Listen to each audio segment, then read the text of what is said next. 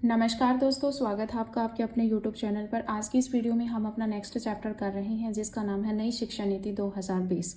ठीक है, तो यहाँ से एक क्वेश्चन जो है वो हर बार आता है, तो आप इस टॉपिक को अच्छे से कर लीजिए। नई शिक्षा नीति आपकी 2020 में जो आई थी वो क्या थी। तो देखिए, जो आपकी नई शिक्षा नीति थी इसके जो अध्यक्ष थे वो कस्तूरी रंजन थे। ठीक है, सबसे पहले आपको याद रखना है कि आपकी जो नई शिक्षा नीति है इसके अध्यक्ष कौन है। तो इसके अध्यक्ष थे आपके कस्तूरी रंजन। आप देखिए, नई शिक्षा नीति जो है वो आपकी 34 वर्ष पुरानी आपकी जो राष्ट्रीय शिक्षा नीति 1986 को प्रतिस्थापित करेगी। देखिए, जो आपकी नई शिक्षा नीति आपकी जो 2020 आई है, इससे पहले की जो आपकी शिक्षा नीति आई थी वो आई थी आपकी 1986 में। 1986 के बाद जो है वो आपकी अभी 2020 में नई शिक्षा नीति आई है। ठीक है, नेक्स्ट देखिए, राष्ट्रीय शिक्षा नीति 2020 1986 के बाद स्वतंत्र भारत की तीसरी शिक्षा नीति होगी। तो ये आपके स्वतंत्र भारत की जो है वो तीसरी शिक्षा नीति है। पहले 1968 में आई थी, दूसरी 1986 में आई थी और थर्ड अपनी 2020 में आई है। ठीक है, फिर नेक्स्ट पॉइंट देखिए कि भारत की पहली शिक्षा नीति जो है वो 1968 में आई थी। 1968 में आई थी और उस समय किसकी सरकार थी? इंदिरा गांधी की सरकार थी। और जो दूसरी शिक्षा नीति जब आपकी आई थी वो थी आपकी 1986 में, उस समय आपकी राजीव गांधी की सरकार थी। और ये जो 1986 में जो आपकी दूसरी शिक्षा नीति आई थी इसको संशोधित किया गया था 1992 में। ठीक है, इसको संशोधित किया गया था 1992 में। उस समय आपके जो सरकार थी उनकी थी पीवी नरसिम्हा राव। ठीक है, तो पीवी नरसिम्हा राव उस समय जो है वो आपके प्रधानमंत्री थे, तो उन्होंने जो है वो इसको संशोधित किया था 1992 में। ठीक है, तो आपको यहाँ पर 3 पॉइंट याद रखने हैं। पहली शिक्षा नीति आई थी 1968 में, उस समय आपकी इंदिरा गांधी प्रधानमंत्री थी। दूसरी आपकी शिक्षा नीति आई थी 1986 में, उस समय राजीव गांधी की सरकार थी। और जो 1986 में जो आपकी शिक्षा नीति आई थी इसको संशोधित किया था 1992 में, और उस समय जो प्रधानमंत्री थे वो पीवी नरसिम्हा राव थे। ठीक है, आप देखिए, जो यहाँ पर आपका मानव संसाधन विकास मंत्रालय जो है उसका नाम बदलकर जो है वो शिक्षा मंत्रालय कर दिया गया है।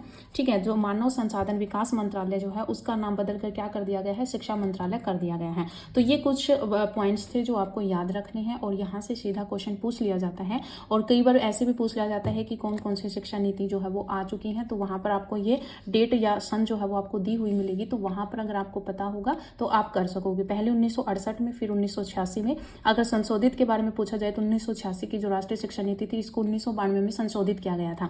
ठीक है, और जो आपका मानव संसाधन विकास मंत्रालय जो है इसको शिक्षा मंत्रालय जो है वो इसका नाम कर दिया गया है। ठीक है, अब देखिए, कुछ महत्वपूर्ण बिंदु क्या है आपकी जो नई शिक्षा नीति आई है 2020 के, इसके कुछ इंपॉर्टेंट पॉइंट्स है। वो पॉइंट्स क्या हैं? देखिए, इसमें न्यू फॉर्मेट आया है। न्यू फॉर्मेट क्या आया है? 5+3+3+4। ये मैं आपको समझाऊंगी कि न्यू फॉर्मेट क्या है, लेकिन आपको याद रखना है क्योंकि यहाँ से सीधा क्वेश्चन आता है कि नई पॉलिसी जो आपकी आई है, न्यू एजुकेशन पॉलिसी, उसका फॉर्मेट क्या है। तो आपको यहाँ पर ऑप्शन दे देंगे 3+3+4+5, इस टाइप से 5+3+4+3। ठीक है, और आपको ऐसे दे देंगे 5+3+3+4। तो वहां पर आपको ऑप्शन जो है वो देखने होंगे और वहां पर आपको सही ऑप्शन टिक करना होगा। तो आपको यहाँ पर याद रखना है कि जो आपकी न्यू पॉलिसी जो है आपकी एजुकेशन की, वो जो उसका जो न्यू फॉर्मेट है वो है 5+3+3+4।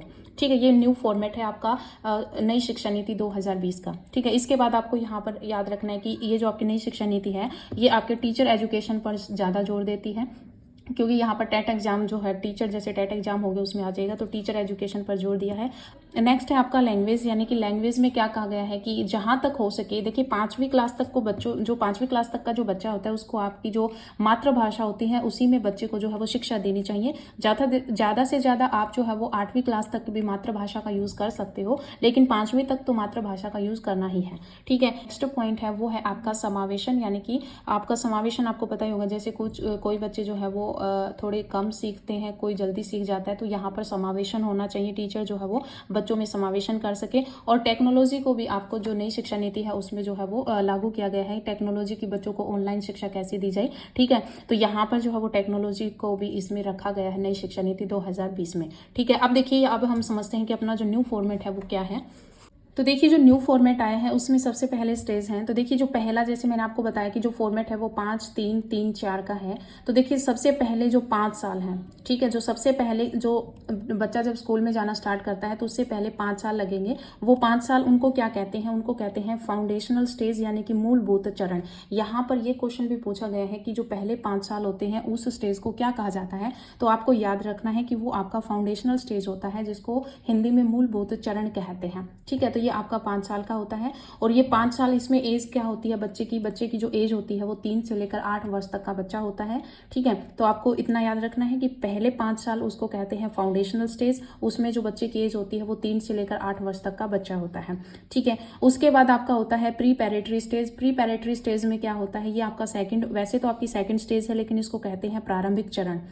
ठीक है, ये आपकी नेक्स्ट 3 साल होती है। पहले 5 साल आपको फाउंडेशनल स्टेज हो गया, नेक्स्ट 3 साल जो है वो आपका प्रारंभिक चरण हो गया। नेक्स्ट जो आपका स्टेज है वो है मिडल स्टेज यानी कि मध्य चरण। इसमें नेक्स्ट 3 साल आते हैं और ये आपके बच्चे की जो एज होती है वो 11 से लेकर 14 वर्ष तक का बच्चा होता है। इसके बाद नेक्स्ट जो 4 साल हैं उसको कहते हैं माध्यमिक चरण यानी कि सेकेंडरी स्टेज, और इस सेकेंडरी स्टेज में 14 से लेकर 18 वर्ष तक का बच्चा होता है। ठीक है, तो देखिए अब सबसे पहले जैसे कि पहले 5 साल है उसमें क्लासेस कौन कौन सी आती हैं। ठीक है, कौन सी क्लास में जो है वो बच्चा होता है, तो देखिए जो पहले 5 साल है उसको क्या कहते हैं, फाउंडेशनल स्टेज। फाउंडेशनल स्टेज में बच्चे की एज होती है 3 से लेकर 8 वर्ष तक। तो यहाँ पर फाउंडेशनल स्टेज में क्या होगा, जो पहले 3 साल हैं, ठीक है, पहले जो 3 साल हैं उन 3 सालों में बच्चा जो है वो प्री प्राइमरी करेगा। ठीक है, कौन सी क्लास करेगा, पहली 3 साल वो क्या करेगा, प्री प्राइमरी करेगा, और उसके बाद में जो है वो बच्चा क्लास फर्स्ट और सेकंड करेगा इन 5 सालों में। ठीक है, तो यहाँ पर 5 सालों में बच्चा क्या करेगा, पहले 3 साल, सीधा क्वेश्चन यहाँ से पूछा गया है कि बच्चा पहले 3 साल जो है वो कौन सी क्लास में होगा, तो वो आपकी प्री प्राइमरी करेगा। फिर प्री प्राइमरी के बाद आपकी क्लास 1 आएगी, क्लास 2 आएगी, इस टाइप से यहाँ पर 2 साल ये हो गए और 3 साल ये, टोटल आपके कितने हो गए, 5 साल। तो पहला 5 साल का है फाउंडेशनल स्टेज जिसमें प्री प्राइमरी आता है और आपकी क्लास 1 और 2 आती है। ठीक है, सेकंड स्टेज है आपका प्रीपैरेटरी स्टेज यानी कि प्रारंभिक चरण। इन 3 सालों में बच्चा जो है वो आपकी 3rd, 4th और 5th क्लास करेगा।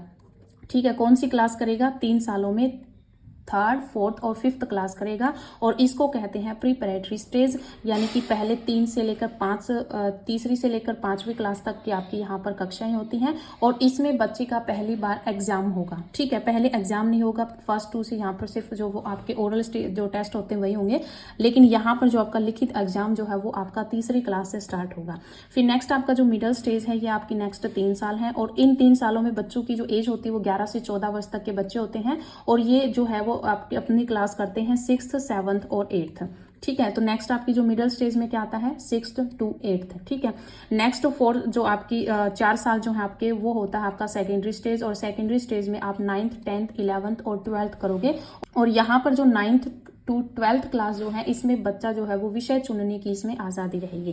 ठीक है, आप देखिए नेक्स्ट जो है वो यहाँ पर आपको याद रखना है कि जो ग्रेजुएशन में 3 और 4 साल की जो डिग्री होती है उनमें जो उन्होंने कुछ सिस्टम जो है वो लागू किए हैं, और उनमें कि 3 और 4 साल की डिग्री है, मल्टीपल एंट्री है और एग्जिट सिस्टम है। ये भी जो है वो आपकी नई शिक्षा नीति 2020 में जो है वो आपकी यहाँ पर आई है। अब यहाँ पर ये सिस्टम क्या है कि आपका एग्जिट सिस्टम क्या होता है, मल्टीपल एंट्री क्या होता है।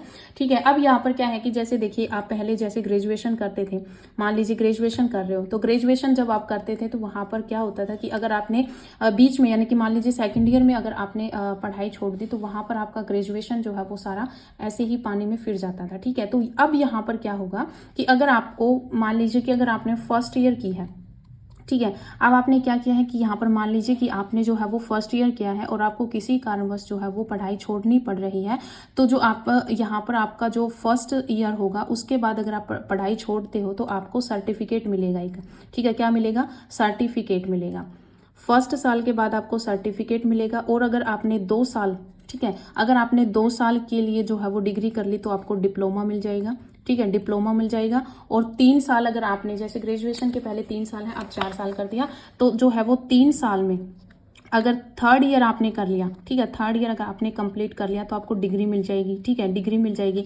और अगर आपने 4th साल भी लगाया है तो आपको जो है वो रिसर्च जो होती है आपकी जो 4 साल की जो है वो रिसर्च कहलाएगी। ठीक है, क्या कहलाएगी, रिसर्च कहलाएगी। ठीक है, आप देखिए यहाँ पर जो है वो अगर आप 12th के बाद इंटीग्रेटेड बीएड करते हो तो वो आपकी 4 साल की हो जाएगी। ठीक है, अगर आप 12th के बाद में अगर बीएड करते हो तो इंटीग्रेटेड बीएड करते हो तो ये आपके दोनों क्या हो जाएगी, 4 साल की हो जाएगी।